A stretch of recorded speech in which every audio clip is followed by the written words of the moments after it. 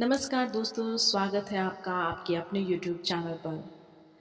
आज की कहानी अकबर और बीरबल की। तो चलिए शुरू करते हैं।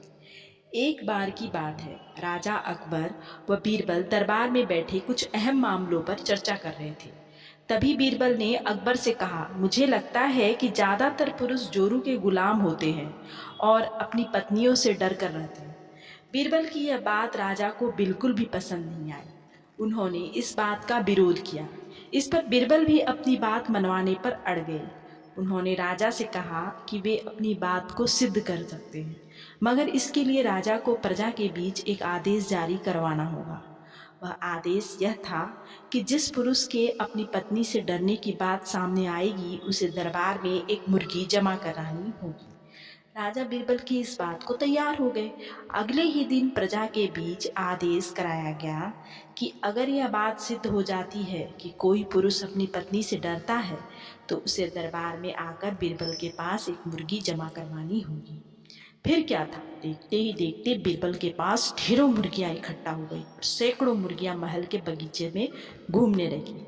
अब बीरबल राजा के पास पहुंचे और बोले, महाराज, महल में इतनी मुर्गियां इकट्ठा हो गई हैं कि आप एक मुर्गी खाना खोल सकते हैं, इसलिए अब आप इस आदेश को वापस दे सकते हैं।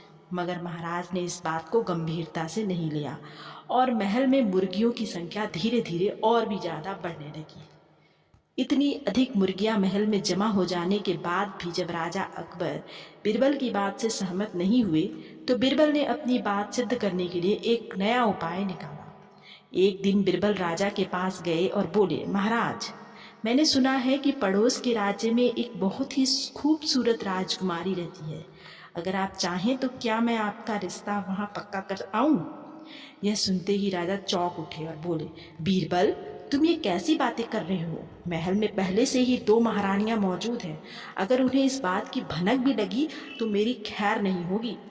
यह सुनकर बीरबल ने तपाक से जवाब दिया, चलिए महाराज, फिर तो आप भी मेरे पास 2 मुर्गियां जमा करा ही दीजिए। राजा बीरबल का ऐसा जवाब सुनकर शर्मा गए और उन्होंने अपना आदेश उसी वक्त वापस दे दिया। कहानी से दोस्तों हमें ये सीख मिलती है कि अकबर बीरबल की इस कहानी में से हमें यह शिक्षा मिलती है कि बातों की चतुराई से हम किसी भी बात को मनवा सकते हैं। ज़रूरत है तो बस बीरबल की तरह चतुराई से अपना पक्ष रखने की। धन्यवाद।